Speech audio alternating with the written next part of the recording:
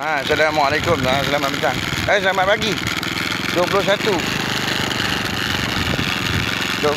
Oktober 2025 kawan-kawan.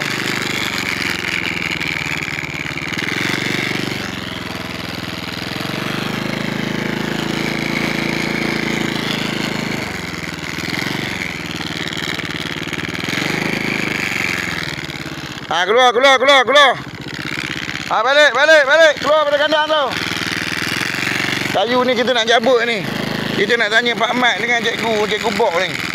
Dengan apa waris Cikgu Bok ni macam mana?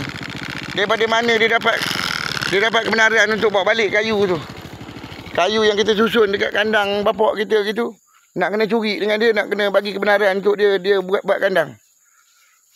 Ni, jabatan netizen ni dekat luar sana ni. Minta tolong tanyakan sikit. Saya dah kusut tau, Saya dah kusut dengan kumpulan ni. Kan? Yang perbincangan dia dengan Ustaz Allah dia. Dia dapat kebenaran macam mana? Dia dapat kelulusan dari DPR.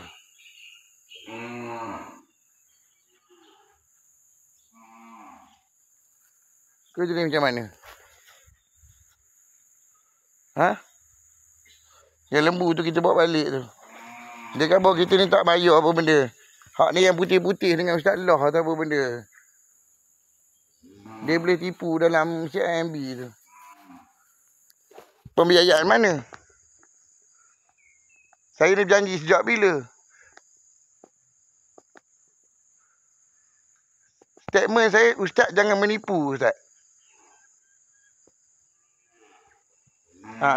Saya nak dapatkan statement daripada ayat Quran dekat mana.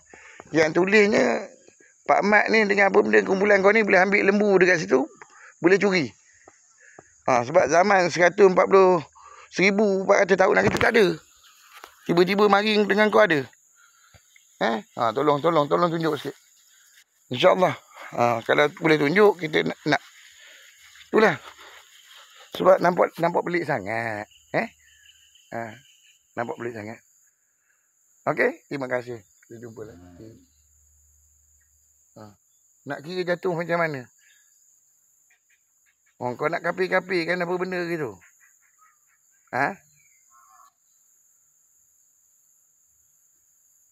Tolong jawab. Ayat mana dalam surah Al-Baqarah dengan Al-An'am tu yang Pak Mat ni boleh ambil kayu ni buat kandang dia.